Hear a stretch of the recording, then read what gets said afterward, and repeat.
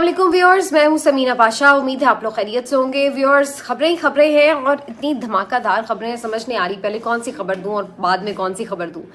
लेकिन बहरहाल आप समझ लीजिए कि फैसला कुन और वाक़तन फैसला कुन दिन शुरू हो चुके हैं पाकिस्तान की तारीख में। और ये तारीख या तो फिर हमेशा के लिए बदलने वाली है और या फिर हमेशा के लिए ये शायद तय कर दे कि भाई ऐसे ही चलना है। लेकिन जो भी है फैसला कुन।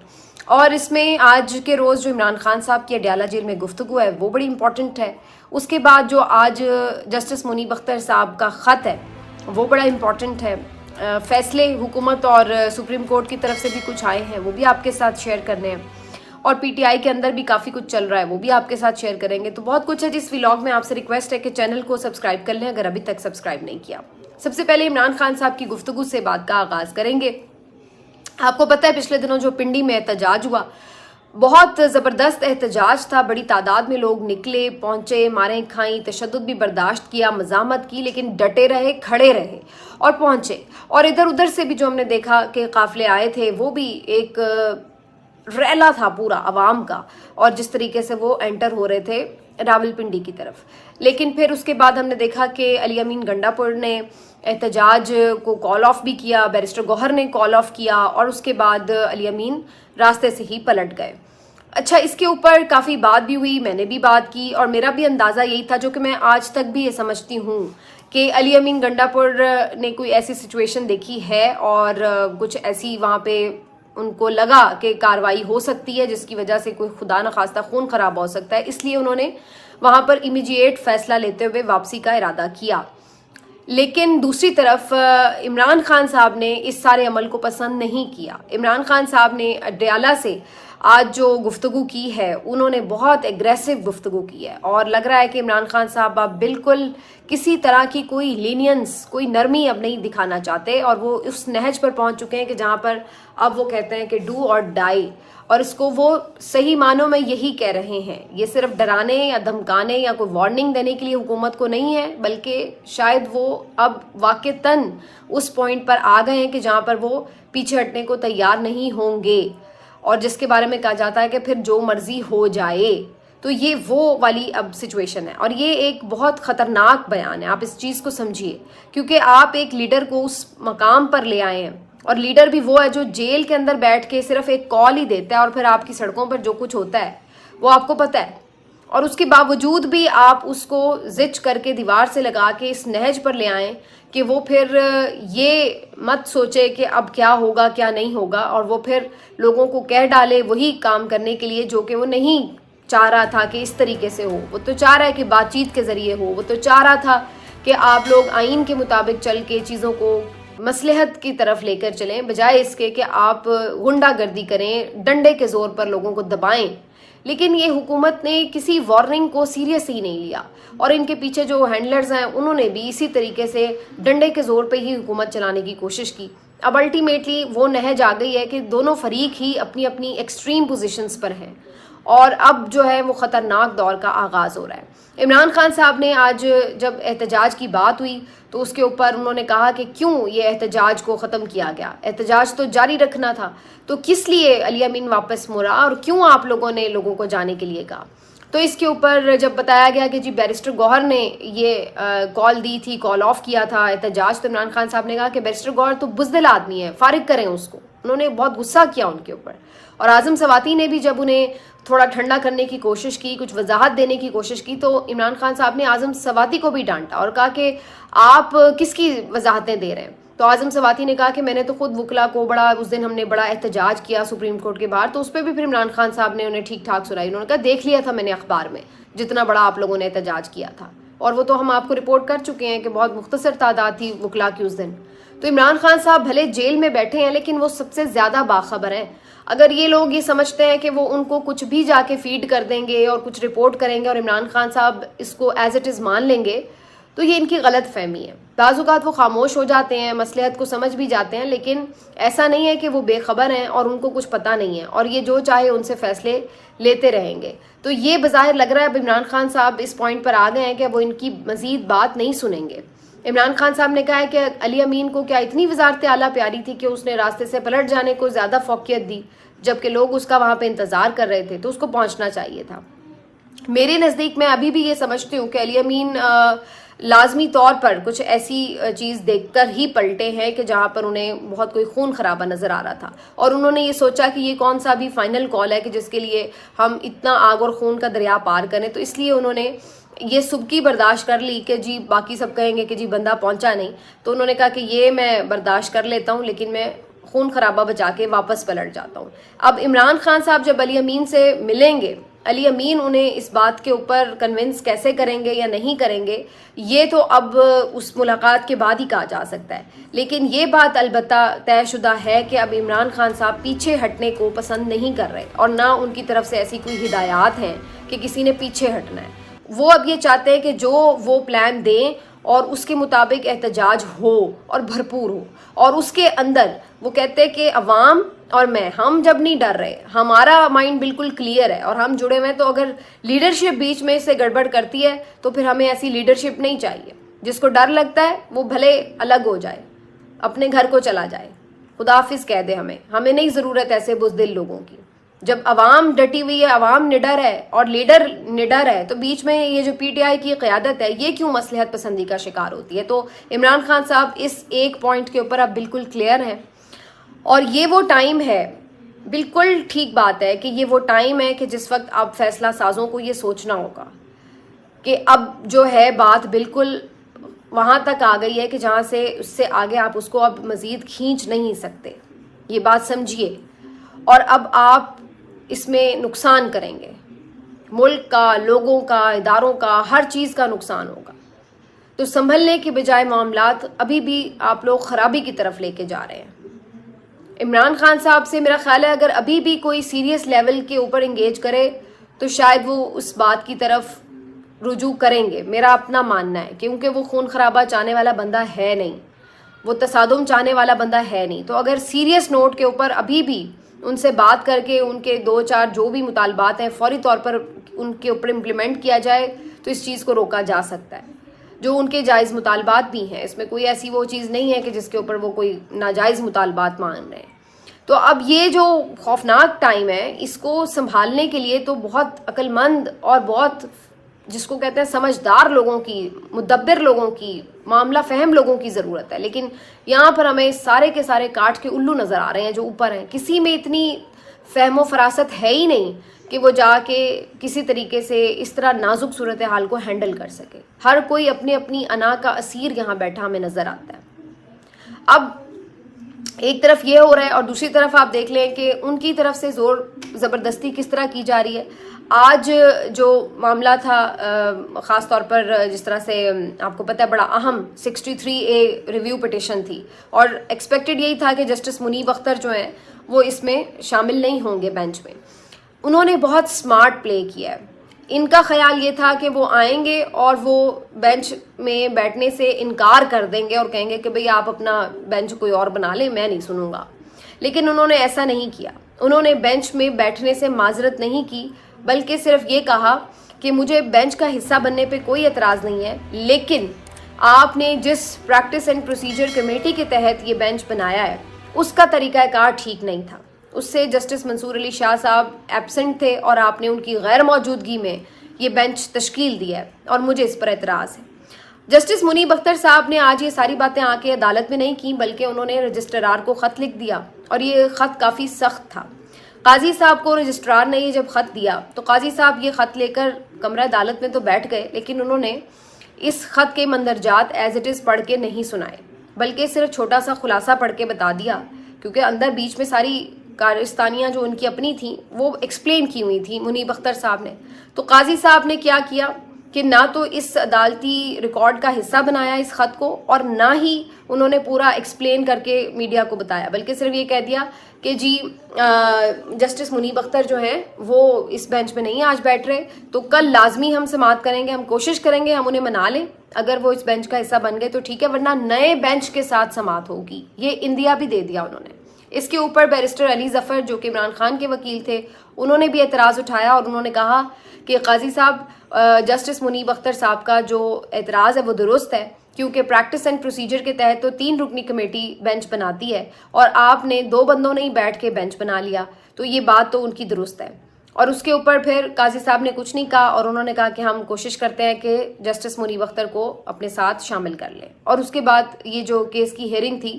یہ ملتوی ہو گئی اور کل تک کے لیے اس کو ملتوی کیا گیا۔ اب آج کا دن اس کانٹیکس میں بڑا امپورٹنٹ ہے کیونکہ اس کے بعد جو خط کے مندرجات بعد میں میڈیا میں ظاہر آ جاتے ہیں وہ آ گئے۔ اب آپ اگر جسٹس منیب اختر صاحب کی وہ خط میں جو ساری گفتگو ہے وہ سنیں تو آپ حیران ہو جائیں کہ قاضی صاحب کر کیا رہے ہیں۔ انہوں نے اس میں باقاعدہ مینشن کیا، انہوں نے کہا کہ افسوس کی بات ہے کہ جسٹس منصور علی شاہ صاحب نے ایک قانونی نقطے کے اوپر آپ کو ایک خط لکھا اور آپ سے پوچھا کہ بھائی آپ نے practice and procedure act committee سے ایک بندے کو نکال دیا اور ایکٹ کے اوپر آپ نے خود ہی فیصلہ کر لیا، جبکہ یہ فل کورٹ کا پہلے فیصلہ تھا، تو اب اس کے اوپر کوئی دوسرا فیصلہ اگر آنا تھا تو فل کورٹ نے کرنا تھا، اور بجائے اس کے کہ آپ ان کے قانونی نکات کا جواب دیتے آپ نے یا تو اپنی خود ستائشی کی اور یا پھر آپ نے میرے خلاف چلنے والی مہم کا خود کو حصہ بنا دیا، جو کہ افسوسناک ہے۔ کیونکہ آپ کو یاد ہوگا قاضی صاحب نے جو جواب دیا تھا جسٹس منصور علی شاہ صاحب کو، اس میں جسٹس منیب اختر صاحب کی اتنی ساری خامیاں گنوا دیں کہ جی وہ تو بڑے سخت ہیں، بڑے یہ ہیں، بڑے وہ ہیں وغیرہ وغیرہ، ٹائم پہ نہیں آتے، جلدی چلے جاتے ہیں اور پتہ نہیں کیا کیا۔ تو جسٹس منیب اختر نے وہ بات بھی سنا دی اور ساتھ میں یہ بھی بتا دیا کہ آپ نے قانونی طور پر اس کا جواب نہیں دیا۔ جو نقطہ جسٹس منصور علی شاہ صاحب نے اٹھایا تھا وہ نقطہ ابھی بھی حل طلب ہے، اور میں ابھی بھی اس بینچ سے معذرت نہیں کر رہا سننے سے، بلکہ میں صرف یہ چاہتا ہوں کہ جو معاملہ پریکٹس اینڈ پروسیجر ایکٹ کا ہے یہ پہلے آپ طے کر لیں، اس کے بعد بینچز تشکیل پائیں، اور پھر جس طرح بھی بینچ تشکیل پائے گا میں اس میں بالکل شامل ہوں گا۔ یہاں پر انہوں نے یہ ریفرنس بھی دیا کہ اس سے پہلے بھی جب 63A آرٹیکل کا جو ریویو مقدمہ تھا وہ قاضی صاحب لگانا چاہتے تھے عدالت میں، تو بینچ بنایا تو اس وقت جسٹس منیب اختر صاحب نے اعتراض یہ کیا تھا کہ ایڈ ہاک جج کو اس طرح کے آئینی مقدمے کا حصہ نہ بنایا جائے، اس بات پہ انہوں نے اعتراض کیا تھا، اور اس وقت قاضی صاحب نے خود ہیڈ بھی نہیں کر رہے تھے وہ اس بینچ کو، اس وقت جسٹس منصور علی شاہ صاحب کو اس بینچ کا ہیڈ بنایا تھا۔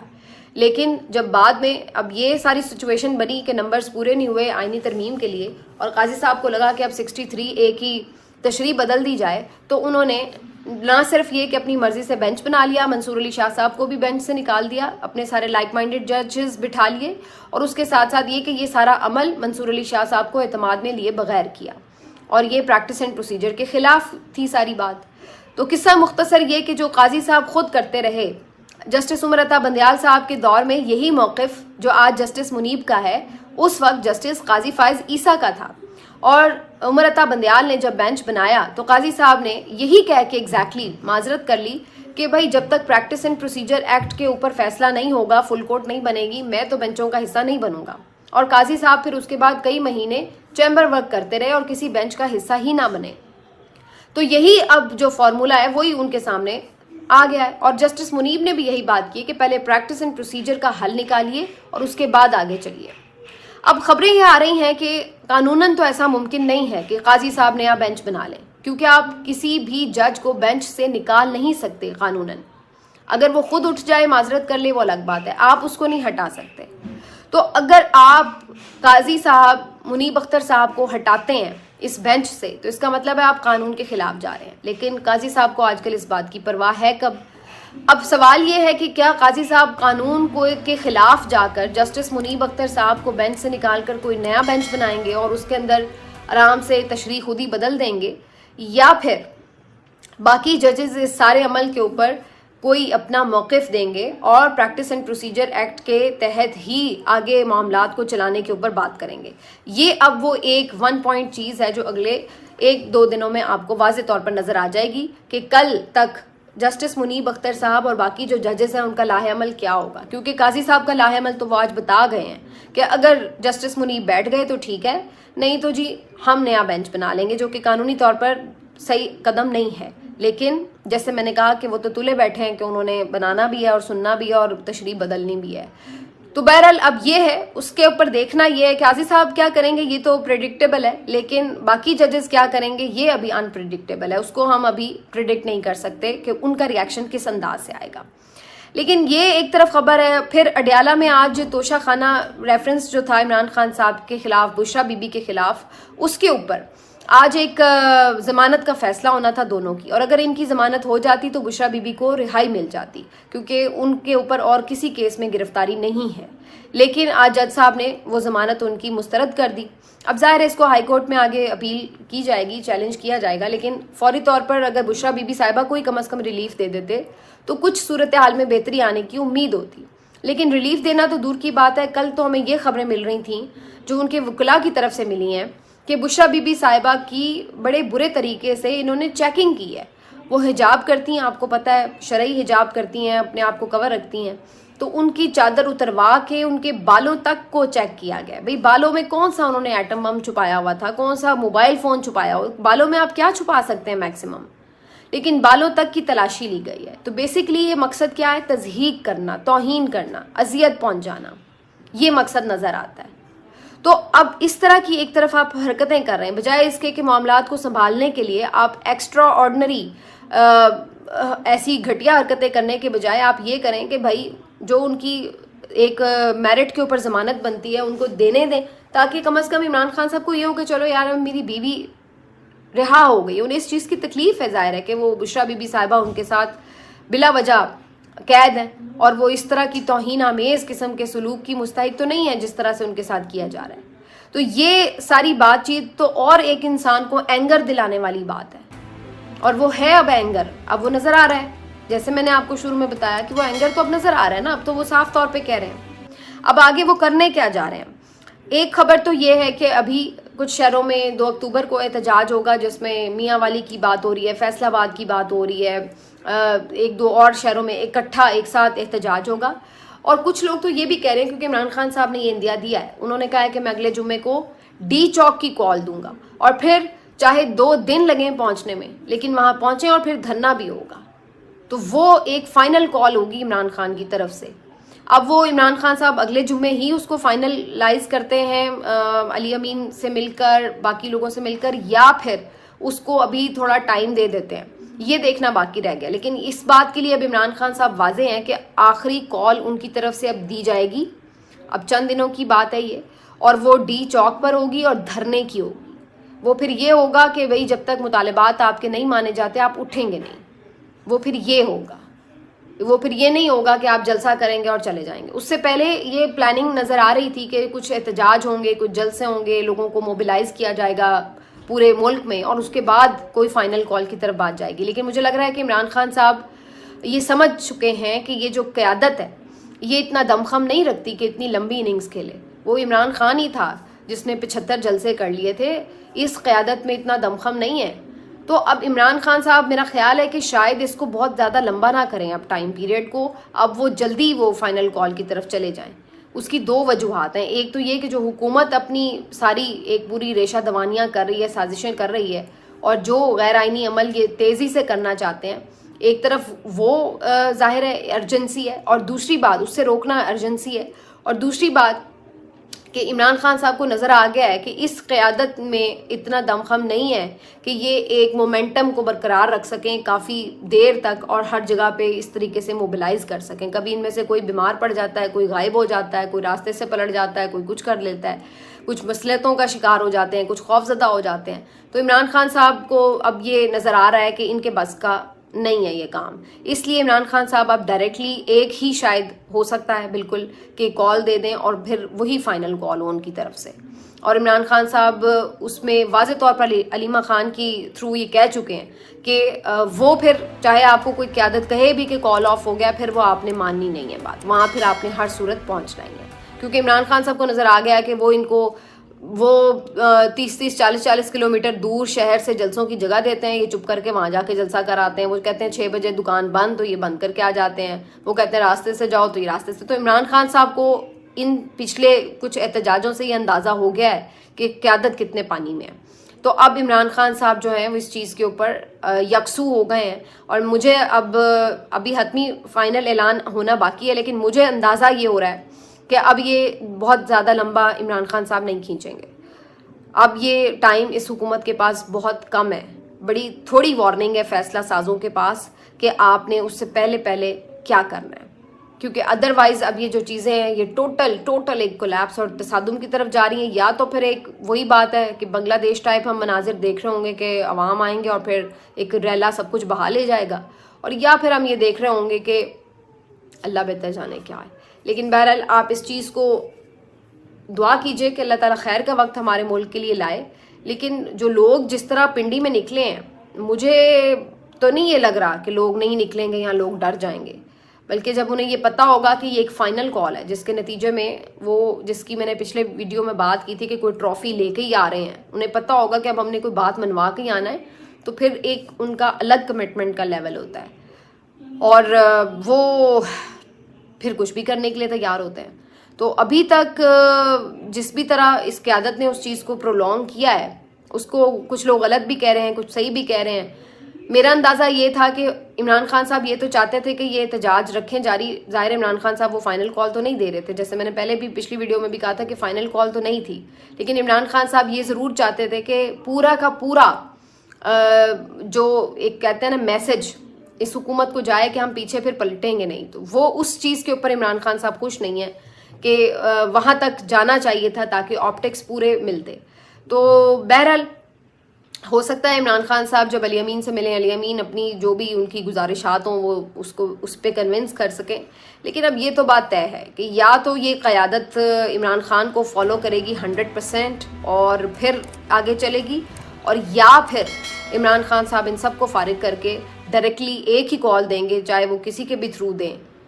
جس کے بھی تھرو دیں, علیمہ خان کے تھرو دیں یا کوئی بھی ایک بندہ ایسا جو کہ ہو بہو عمران خان کی بات کو فالو کرتا ہے, اور اس کے بعد جو ہے وہ پھر ایک فائنل کال آئے گی. ملتے ہیں آپ سے اگلے ویلاگ میں, اپنا خیال رکھیے.